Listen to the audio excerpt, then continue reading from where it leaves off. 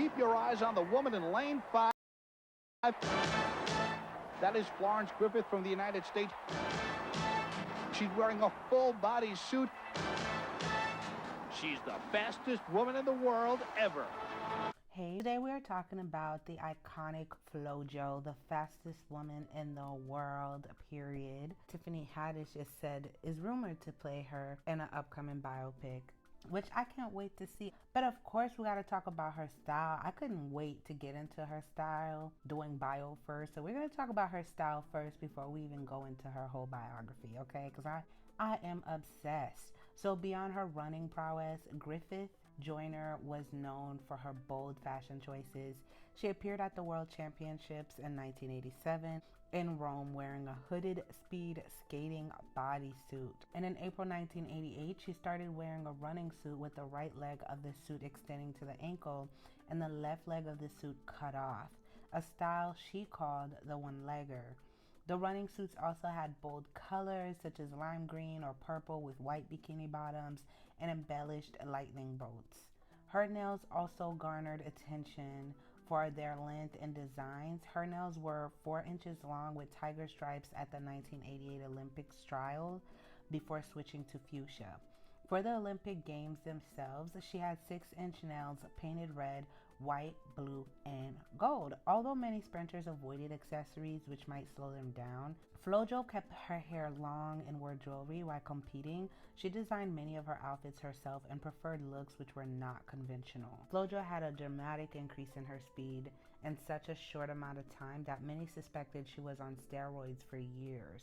Although it has been proven to be false, we will get into Flo-Jo's diet and training routine later in this video. Flo-Jo was born Florence Dolores Griffith on December 21st, 1959 in Los Angeles, California. Florence Griffith-Joyner was the 7th of 11 children. Joyner and her siblings were raised primarily by their mother in the impoverished Watts neighborhood of Los Angeles. She began competitive sprinting at the early age of 7 and practiced by chasing jackrabbits in the California desert while visiting her father. When Griffith was in elementary school, she joined the Sugar Ray Robinson organization, running in track meets on weekends. She won the Jesse Owens National Youth Games 2 years in a row at the age of 14 and 15. Griffith ran track at Jordan High School in Los Angeles, and showing an early interest in fashion, as we can see, Griffith persuaded the members of the track team to wear tights with their uniform. After breaking her high school sprint record, Joyner gave up racing at age 19 in order to help support her family. Sprinting coach Bob Kersey found Joyner working as a bank teller in 1979 and convinced her to train with him at the University of California, Los Angeles. Joyner won the silver medal in the 100-meter dash at the 1984 Olympics in Los Angeles, although her flamboyant style attracted more attention than her speed. After the 1984 Olympics game, she spent less time running. Flo-Jo continued to run part-time, winning the 100-meter IAAF Grand Prix final with the time of 11 seconds. She did not compete at the 1985 U.S. National Championship that same year. She returned to working at a bank and styled hair and nails in her spare time. So she married Al Joyner, the Olympic triple jump champion of 1984 and 1987. She returned to athletics in April 1987. 4 months later, 1987 World Championship in Rome. Flo-Jo finished second in the 200-meter sprint. Her success during the 1987 season resulted in being ranked second in Track and Field News 1987 World Rankings. So the 200-meter remained a stronger event for her than the 100-meter, where she was ranked 7th in the United States. Before the 1988 U.S. Olympic trials, Flo-Jo continued to work with her coach and now brother-in-law Kersey 2 days a week, but with her new husband coaching her 3 days a week. She ran the 100 meters in 10.96 seconds at the 1987 Cologne Grand Prix track and field meet. She continued to improve again, setting a personal best of 10.89 in the 100 meter in San Diego on June 25th, 1988. But still remained shy of then American record holder Evelyn Ashford's 3 best times. A week before the trial, she ran a tune-up race in 10.99 seconds in Santa Monica. In the first race of the quarterfinals of the U.S. Olympics trials, she stunned her colleagues when she sprinted 100 meters and 10.49 seconds. That's a lot of seconds in track and field, okay? That's a pretty big deal, shaving off those seconds. It literally, comment below if you have ever ran track. It literally, every second counts. So it set a new world record by a margin of 0.27 seconds over the previous record held by Evelyn Ashford. Over the 2-day trials, Flo-Jo recorded the 3 fastest times for a woman at 100 meters, 10.49 seconds in the quarterfinal, 10.70 in the semifinal, and 10.61 in the final. At the same Olympics trials, she also set an American record at the 200-meter distance with a time of 21.77 seconds. The 100-meter record was by far the largest improvement in the world record time since the advent of electronic timing and still stands. Following the Olympics trials in late July 1987, Flo-Jo left Coach Kersey, saying she wanted a coach able to provide more personal attention. Another contributing factor was her unhappiness with the lack of sponsorship and endorsement opportunities. In addition to being her coach, Kersey was Griffith-Joyner's manager, as he required all the athletes he coached to use his management services too. So Flo-Jo's decision to sign with personal manager Gordon Baskin therefore necessitated the coaching change. She left UCLA for UC Irvine, with her husband serving as now her full-time coach. The 1988 Olympics, Flo-Jo left the games having won 4 Olympic medals, 3 gold and 1 silver. At the time, her medal haul was the second most for female track and field athlete in history, behind only Fanny Blankers-Cohen, who won 4 gold medals in 1948. In February 1989, Flo-Jo announced her retirement from racing. She cited her new business opportunities outside of sprinting. The month after announcing her retirement, she was selected as the winner of the James E. Sullivan Award of 1988 as the top amateur athlete in the United States. Flo-Jo's success at the 1988 Olympics led to new opportunities. In the weeks following the Olympics, she earned millions of dollars from endorsement deals, primarily in Japan. She also signed a deal with toy maker LJN Toys for a Barbie-like doll in her likeness. Among the things she did away from the track was to design the basketball uniforms for the Indiana Pacers NBA team in 1989. She served as co-chair of President's Council on Physical Fitness. She made a guest appearance as herself on season 4 episode of 227 and appeared in the soap opera Santa Barbara in 1992 as Terry Holloway, who was a photographer. In 1996, Flo-Jo appeared on Charlie Rose and announced her comeback to competitive athletics, concentrating on the 400-meter run. She trained steadily leading up to the U.S. Olympics trials in June. However, tendonitis in her right leg ended her hopes of becoming a triple world record holder. So let's talk about her scandal of steroids and really try to tell me how you guys feel about this. So after her record-shattering performance at the 1988 U.S. Olympic trials, she became an object of suspicion when she arrived at the 1988 Olympic Games in Seoul. Athletes including Joaquim Cruz and Ben Johnson expressed disbelief over Flo-Jo's dramatic improvement over a short period of time before the 1988 track and field season. Her best time in the 100-meter sprint was 10.96 seconds. And in 1988, she improved that by 0.47 seconds. That's a lot. Her best before 1988 at the 200 meters was 21.96. In 1988, she improved that by 0.62%. That's a lot. Another time that has not been approached. Flo-Jo attributed the change in her physique to new health programs.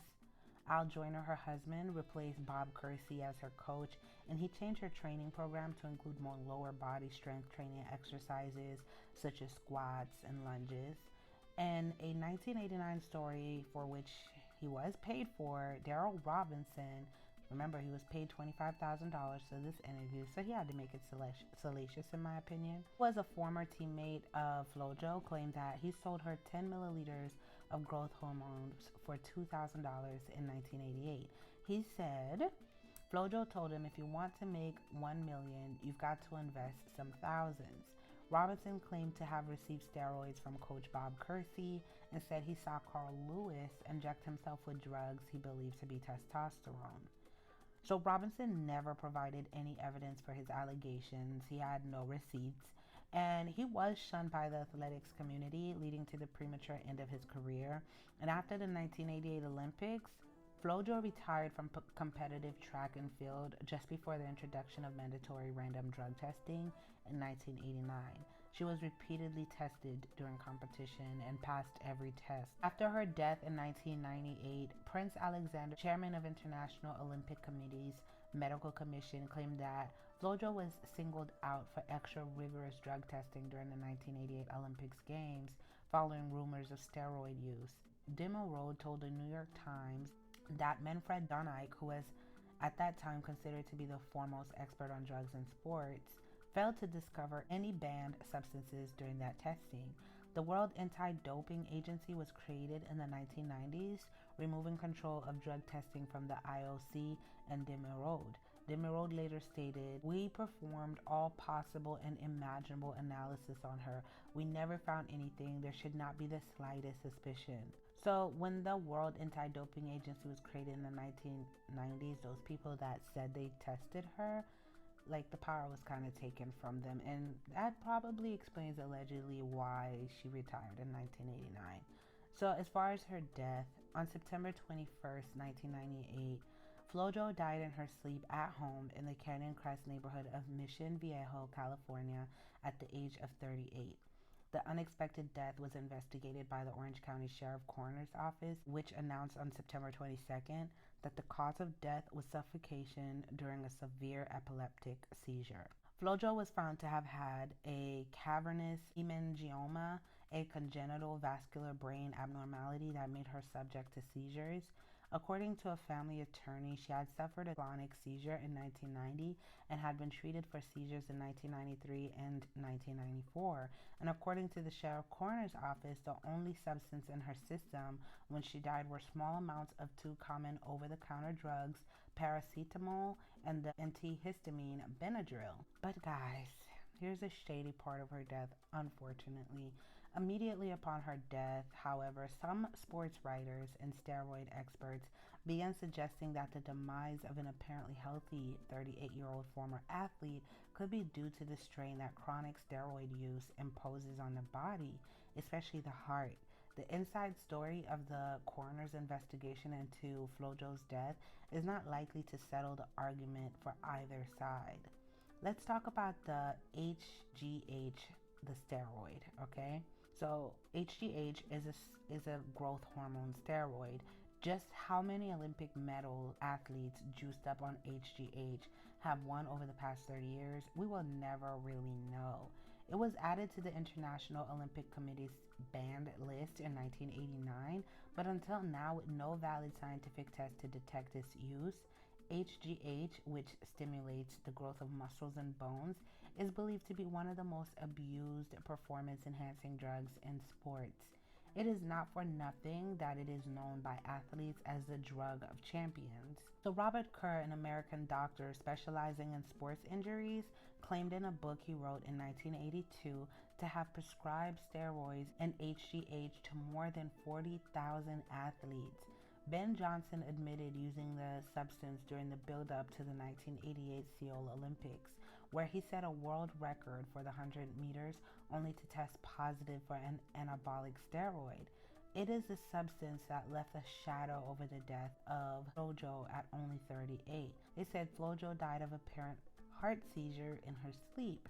Flo-Jo had transformed her body in her mid-20s and was later accused of using HGH. Her postmortem showed signs of excessive growth of organs. So when they did her autopsy, it showed that her organs were larger than normal, including her heart, which contributed to her death and may have been a direct result of, the hormone. HGH can cause acromegalia. I don't know how to pronounce that, but acromegalia in adults. This is a condition where many of the body organs enlarge and the bones of the skull, face, hands, and feet become thicker, In addition, HGH has been associated with mental disorders, decreased sexual desire, and early death. Flo-Jo explained her rapid improvement on everything from her new diet of water, vitamins, fish, and chicken to doing up to 5,000 sit-ups a day.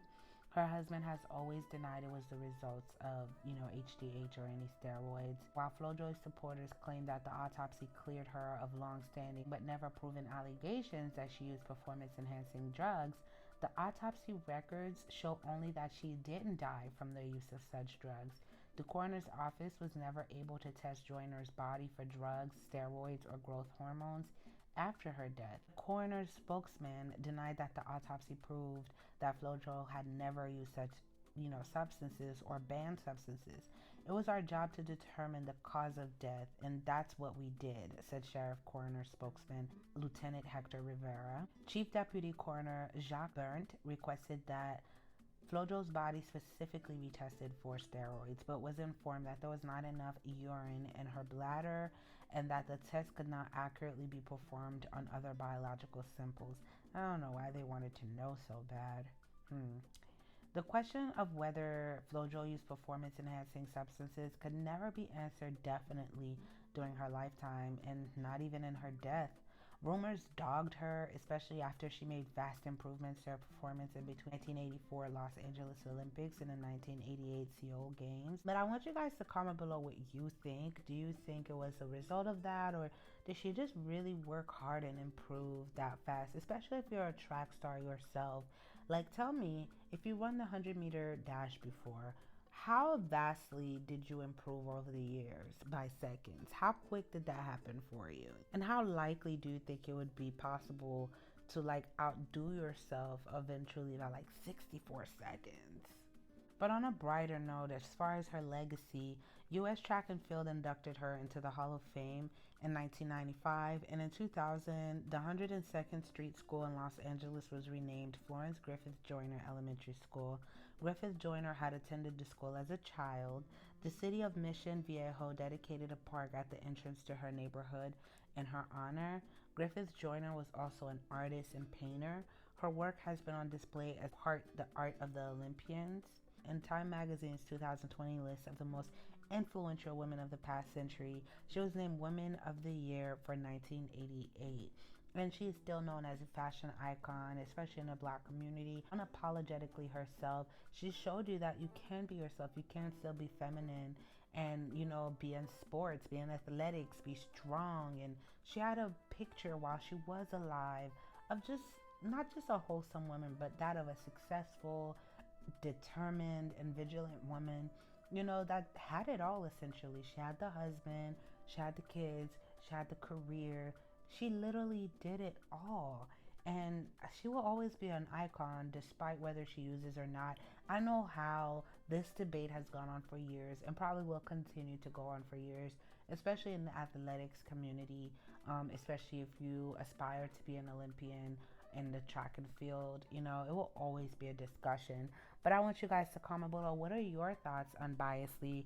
Do you think that it was just a norm for people to just be on steroids, especially when testing could not, pick up on certain steroids like HGH, which many athletes knew, and she just happened to train harder while doing this, which led her to success and athleticism? This is all we have for this video. Comment below any more